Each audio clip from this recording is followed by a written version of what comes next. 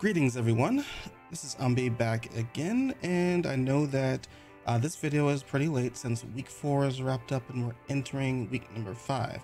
I got tied up with, I just got back from Knoxville Regionals a couple of days ago. Took some time to recuperate because I was definitely exhausted after that competition, but it was fun. I did get my week 4 match versus TreeDolphin out of the way early on, just hadn't made a video yet. All that's to say that, my thought process from at the time is not fully fresh, so there may be some things that I glossed over, but either way, let's go ahead and analyze what happened here. So you can see my lineup on the screen as usual, but we're looking at Parading Palafins, Sableye, Toxtricity here as major players for TreeDolphin's team. Now, if you recall from my initial analysis, I rated this at the bottom of the standings, just from the lineup alone. Like, I have no insight into what the player is capable of, but the only two standout Pokemon were really Meowscarada and Palafin for me. I do have to kind of keep an eye on Sableye because stuff like Prankster, Will-O-Wisp is always a menace, but the way my team is catered, usually I'm on the special attacking side with things like Goldingo, Rotom, Gastrodon, and Noivern, so I'm not too worried about it. But also Quash could be a factor. Noivern and Meowscarada are tied at speed, so it could help in that particular matchup. But still, overall, I'm gonna have like the slower Pokemon on the field, so I'm not really too worried. Just in a general sense, right? But yeah, I also want to be wary of the Toxtricity. They've consistently brought this out through the previous weeks, and it's done some pretty significant damage. It's not something to be underestimated, especially with something as unique of an offensive combination as Sludge Bomb Overdrive. Now, I do have Gastrodon and Hippowdon as ways to deter both of those moves, in which case we have seen them use Terra Grass before, so part of my thought process was there's a potential they could use something like Terra Grass, Terra Blast as a way to dispatch those two Pokemon. Granted, they have Meowscarada's Flower Trick to do the job just fine, but just as a backup measure, that was just something that's kind of stuck in the back of my mind that I wanted to be wary of. So let's go ahead and take a look at the lineup that I did decide to bring against them. That'll help give a better picture here. So as always, Gastrodon comes along whenever there's a major water threat, and Palafin is definitely a major water threat. Stops it up pretty nicely. Carrying a Rindo Berry just like one of the previous weeks, even though I'm using Terra Steel to help cut down on the potential of a grass move, I'm also using Rindo Berry in case I don't want a Terra Steel, or if Terra is used by something else as a way to cut down that grass damage. I will survive the Flower Trick as a result, and hopefully fire back with a KO. Gastrodon's not particularly powerful on its own, so with all the heavy HP and defensive investment, it's going to be tricky to close out the damage that I need, but confident that this will do the job just well on its own in combination with the rest of the Pokemon. On your right hand side, Hawlucha is making a return after being picked up just last week. I mentioned that even though I lost last week, I was very happy with the performance of Hawlucha. It did exactly what I needed to do, and I was hoping it would do the same thing here. With both Bisharp and Primate carrying Defiant on TreeDolphin's team, I was hoping to just use Feather Dance with Mold Breaker to get past that and essentially make them ineffective as units on their squad. The Quick Guard is here as well to help out versus Sucker Punch from the Meowscarada. Also as a backup for dealing with Jet Punch from Palafin, just in case Gastrodon's not in place or it's deterred from being in place, i.e. Meowscarada and Palafin are on the same field. And then Brave Bird, the thought behind that one here is normally I would use something like Flying Press, but they have two ghost types in their team, Sableye and Spiritomb, and we've seen them use both in tandem before.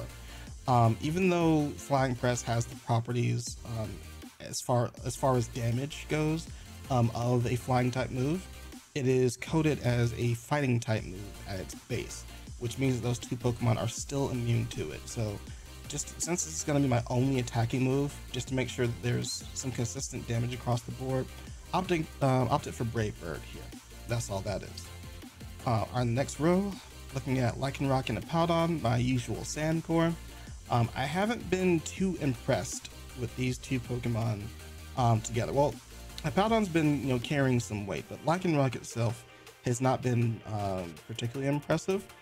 It's not meant to pick up KOs all on its own.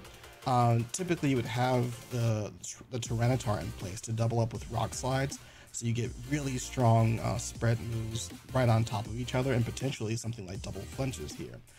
With me having Hippowdon as my Sandsetter instead, I don't have that same benefit. So there's a lot of pressure on Lycanroc to pick up these quick KOs, and it's not inherently really strong enough to do that, though it does get really good coverage moves. So the plan with Lycanroc is to do significant upfront damage, hopefully close out the KO with Hippowdon, but if not, just softening them up for the next turn is more than fine. That's kind of what's on my mind. So you can even see here I go with Protect 3 move, Rock Slide, Play Rough, Close Combat. Gives me the best coverage, even accommodating for any potential Terra types they could go for. Normally I'd do something like Drill Run, just as a way to hit Toxtricity harder, hit Bisharp harder, and even hit Camerupt in case they brought that a lot harder. But I decided just for general coverage, being the best bet here, Fighting and Fairy is just really solid side by side, so that gave me a confidence booster.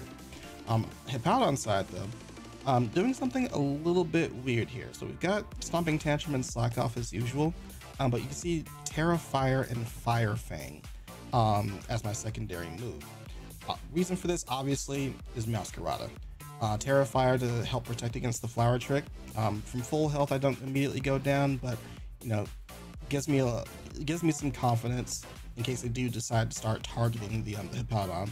And then Fire Fang just for general damage versus it, and the Bisharp. Also gives me some damage against Toedscool, which even like before the match I wasn't trying to count out. So 2 grass types, 1 ground type, trying to maximize damage here. Fire Fang seemed like the best bet. And then last but not least, I gotta talk about both Goldingo and Noivern in the same breath here. One of the strategies when I first set up this draft was Noivern next to Goldingo. Noivern spamming something like Terra Normal Boom Burst while Goldingo fires off Make It Rains. I was very conscious about trying to use Boom Burst considering those 2 aforementioned ghost types that we mentioned before. I didn't want to run into a scenario where I have Boom Burst being completely useless whenever these 2 mons are on the field, so I decided against it. It's also tough when you factor in there's Bisharp there to resist it, and also the potential of a resistant Terra. I didn't want to go through the mental gymnastics of trying to deal with that, so we stuck with Heat Wave instead as our spread move. And it's hoping that the pressure of just Draco Meteor, Heat Wave, plus Life Orb would be enough to do significant damage across the board, no matter what Pokemon came in. Additionally, I also have Terra Ground, Terra Blast. Now, this one was a weird choice. This came at the end of team building where I was trying to decide what Terra made the most sense for Noivern. In this case, I opted for kind of a sneaky offensive angle where, in my mind, I'm trying to protect the Gastrodon. It's going to be a nice check against Toxtricity. Again, I'm still kind of considering that Terra Grass, Terra Blast might be on their mind. So instead of relying heavily on Gastrodon or even Hippowdon, I wanted to have just a kind of a surprise, maybe in a game 3 scenario where I do something like a Terra Ground and Terra Blast the Toxtricity before it can even move, and that could get me into the driver's seat, so to speak. All right, and the last one is Goldingo. Nothing too special here. Protect 3 move with Leftovers. This one's a very bulky Goldingo with a lot of special attack investment to make up for the fact that it doesn't have Life Orb or Nasty Plot. The idea behind this one is it also has Terra Fairy with Dazzling Gleam for the extra stab. I figure if I just go bulky with coverage, Sitting next to Noivern, I could handle most of the threats on the field. So instead of Make It Rain, Boom Burst, looking at something like Terra Fairy, Dazzling Gleam plus Heat Wave, I think that does significantly good damage across the board, considering all the types that they have available on the field, and even considering Terra types that could potentially resist the Dazzling Gleam. Heat Wave does some pretty good coverage over that. But yeah, nothing too fancy. I just wanted to play this one very straight up, no frills, not really anything as far as boosting moves. Just want to go for type coverage and resistances and hope that works out. So let's go ahead and see how it does play out. All right, so game number 1. TreeDolphins opted for Palafin, Meowscarada, Toxtricity, Primate, Rabsca, and Toadschool. Now, we were generally expecting Palafin, Meowscarada, and Toxtricity. That's no surprise there. Even kind of slightly expecting the Toadschool. It's a kind of a major utility if you don't have the means to immediately remove it from the field, and it's no exception. I don't have immediate ways from removing it from the field unless I'm running something like Rotom Heat. Right? I think the one thing that kind of threw me off, we factored it in, but Primate I was more expecting to be perhaps Bisharp with Eviolite. But either way, it's a Defiant user that I get to kind of bully with Hawlucha through the use of Mold Breaker Feather Dance like we discussed, so I'm okay with it either way. So anyway, just starting off this series, kind of using this as a feeler to see what they're going for, and then kind of plan around that for games 2 and then potentially 3. Right, so we lead off with our Sandcore, see what they're going to do. Double up with the Rock Slide into Rock Slide and Stomping Tantrum, or excuse me, Rock Slide Fire Fang into the Meowscarada. Unfortunately, I missed the Rock Slide, but the double up surely would have KO'd the Meowscarada and saved me some grief. My Lycan Rod gets taken down to Sash as a result. Meanwhile, the Primate is bulking up. Now this game I don't have the Hawlucha spoilers, but I'm planning, I do have Goldingo in the bag. As we mentioned before, it has Terra Fairy and Dazzling Gleam, so we're trying our hardest to reserve Terra Fairy for it exclusively. So we protect the Lycan Rock, expecting the Sucker Punch to try and finish it out, and then use Stomping Tantrum to cover like any switches from the Meowscarada or any Terras, right? I try and get a Play Rough to get some additional damage down into Primate, that would potentially ensure that the Dazzling Gleam could KO the following turn, but I missed that one as well. Take some pain from Hippowdon from the bulk up Drain Punch, but you can see we're pretty beefy on the defensive side, so not doing too much, and we get to heal that back up. The Rage Fist though, getting a crit though, really stung, so now we're in a kind of a tough spot now. Meanwhile, Toadschool gonna just finish off the Lycan Rock so I can bring in the Gastrodon, in which case we double up on the Primate because now we definitely need to get some damage into it. We get lucky with a crit from the Stomping Tantrum to finish it off, though we did see the Earth Power doing some significant damage there, so no big deal. Hippowdon on life support, fortunately gets a turn to try and move here, but here's where the trouble starts. It's when the Rabsca uses Revival Blessing, and it also has Lepa Berry, so it gets a second Revival Blessing. TreeDolphin explained to me they were able to play very reckless for this game because they have the Rabsca in the back, and they're under Trick Room as well, so there's nothing I can really do to stop them from using that Revival Blessing. Definitely don't have moves strong enough to take it out quickly enough either, so kudos to them for thinking up that strategy. A lot of bulk from this team, and then the additional health coming in from just the Revival Blessing. So now I have 2 whole Pokemon that I have to chew through if I even get to these Pokemon, because I'm doing kind of negative damage to the Toadschool at this point. Now the Shadow Ball comes in from Goldingo, does significant damage to Toadschool, not enough to knock it out, and the Terra Steel wisely comes in to prevent the Sludge Bomb from KOing it. And that allows to put my Goldingo to sleep with Spore, thanks to my Mycelium Might, which I'd actually forgotten about in the middle of the battle. So I'm in a pretty tough spot here. I kind of want to reserve my Goldingo as the major player here. So I'm gonna end up using Terra Fairy on it, even though it's asleep. But Gastrodon, was hoping I didn't do the calc, didn't want to waste too much time. Was hoping that the Rindoberry could potentially save me from the KO there, but it's not enough. I have to rely on Goldingo to kind of clean up here. Now here's there's a decision that comes up soon that could have changed the tide of the game here.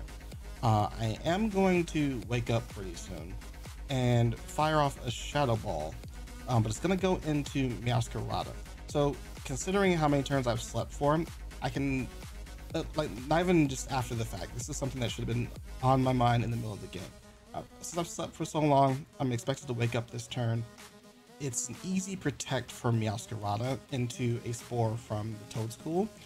So the priority should have been on the Toedscool itself, because it's been a menace. It's the one that's putting me to sleep, setting up the trick rooms, and causing a bunch of grief for me and my team.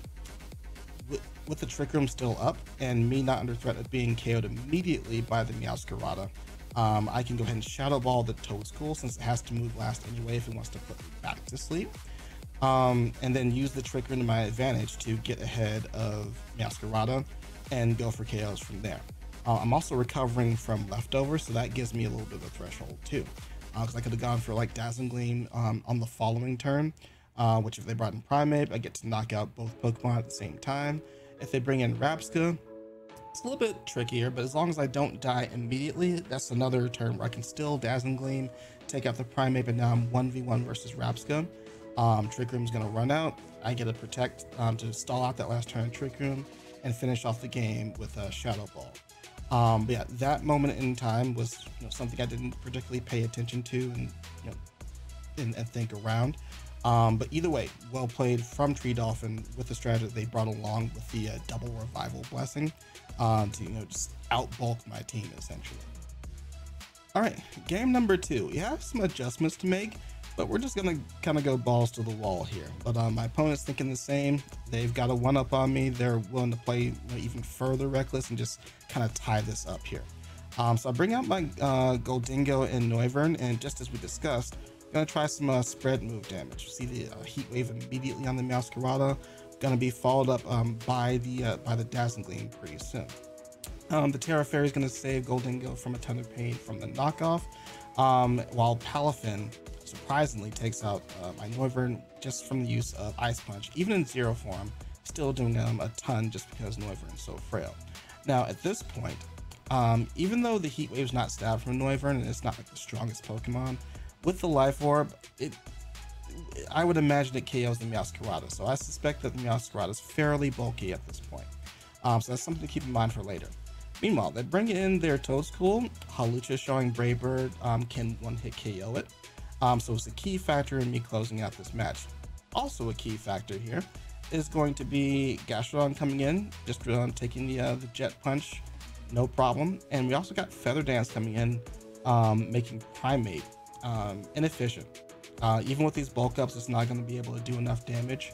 We saw even with the +2, even though it was versus Hippowdon, wasn't really doing too much with the Drain Punch. As long as we don't hit it, the Rage Fist is not going to do too much damage either way either. Palafin also going to take a Feather Dance from me, so Gastrodon is just fully set up to close out this game with no issue. We make quick work of this one, and I'm happy for it, not just because of the win, but again, it's another example of where all the tools that, or most of the tools that I prepared for the match come into fruition and actually do what I want them to do, and you love to see that happen. All right, moving on. All right, final game, and as I mentioned, this was played earlier through the week, so I cannot tell you specifically what I was thinking of with this lead, but we lead with Hawlucha and Noivern, which actually seems like a really weird combination in retrospect. We go for a Brave Bird into the Toedscool, and this is probably the first flaw of this battle. Again, not just after the fact, but if we're taking into the flow of the battle and how I've shown that Brave Bird can one-hit KO the Toedscool, we have to kind of expect that the Toedscool has a Terra or strategy in reserve to kind of deal with this. But I wanted to put on pressure immediately so that we didn't immediately get Trick Room or didn't immediately get Spored. So I go ahead and just jam the Brave Bird button, willing to sacrifice the Hawlucha. It's a little bit of disrespect to my opponent, because they're actually thinking with their head. I've kind of been on autopilot a little bit, so at this point I just give up the Hawlucha and don't have really anything to show for it at this point. This is a point where I could have switched in the Gastrodon and focused my efforts on getting a bunch of damage down into the Toxtricity. This could have been a free Draco Meteor KO. Not sure, but because I know that the team is bulky, but I have to do something with the lead that that I did come in with. Otherwise, they get a lot of momentum here. So yeah, Gastrodon comes in. I'm not going to be able to pick up a KO or anything because the Toxtricity Volt Switch is out. Now that should have been my first hint that it doesn't have anything like a Terra Blast Grass, because it's shown Sludge Bomb, Overdrive, and Volt Switch. That didn't really click until after the match, so something that's just been kind of a ghost in the back of my head ended up not being a factor at all. We're going to protect again so we don't die to the Sucker Punch immediately.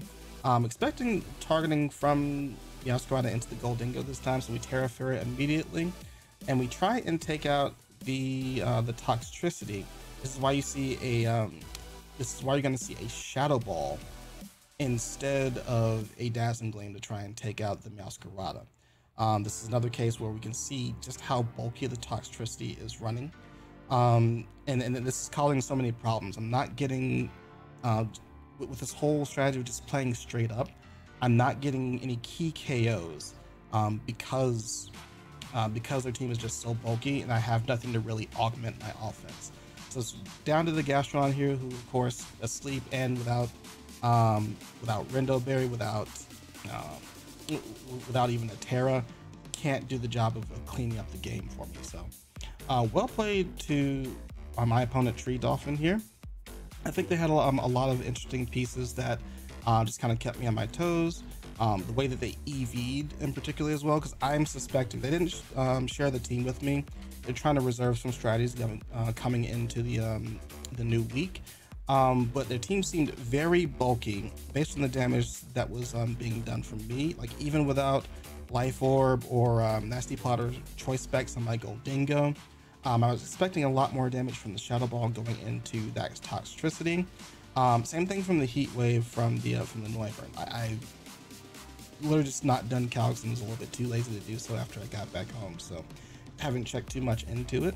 But in general, just having extra health and even having the revival blessings, if I'm just playing blow for blow, I'm just eventually going to lose unless I have kind of that advantage of getting rid of the Toedscool from that Brave Bird in game 2.